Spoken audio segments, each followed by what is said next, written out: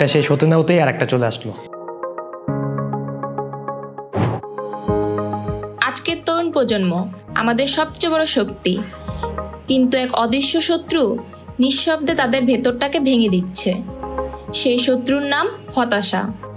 হতাশার অনেকগুলো কারণ রয়েছে, সম্পর্ক ভাঙার কষ্ট, কাজের চাপ কিংবা নিঃসঙ্গতা, সবই তরুণদের ভেতরে ভেতরে গিলে খায়। তুমি কি কিছুই বলবে না? কি বলবো? তাহলে কিছুই বলার নেই? তাহলে আমাদের এখানেই শেষ।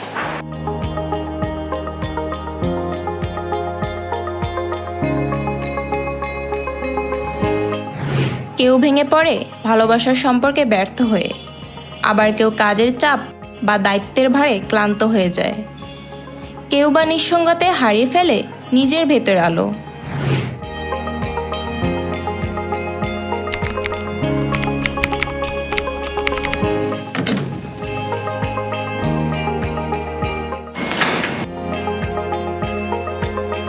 আপনি এটা এখনো শেষ করেন নাই রাশেদ ভাই? আজকের ভিতরে কিন্তু এটাও লাগবে।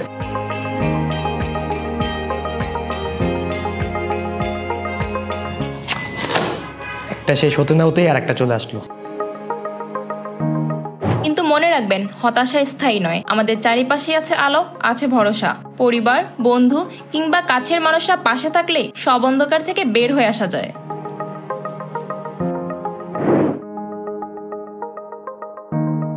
আরে রাশেদ ভাই, এত অল্পতে মেজাজ হারালে হয়? আমার কাজ অলরেডি ডান, আমি এটাতে আপনাকে হেল্প করতে পারি। থ্যাংক ইউ আপু।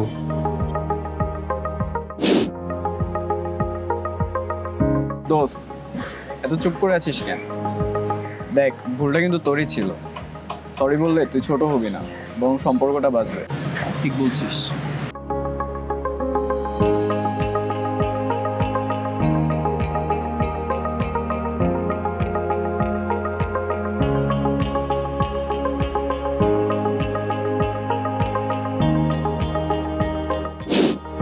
তাই চুপ করে একা হবেন না, কথা বলুন, সাহায্য নিন।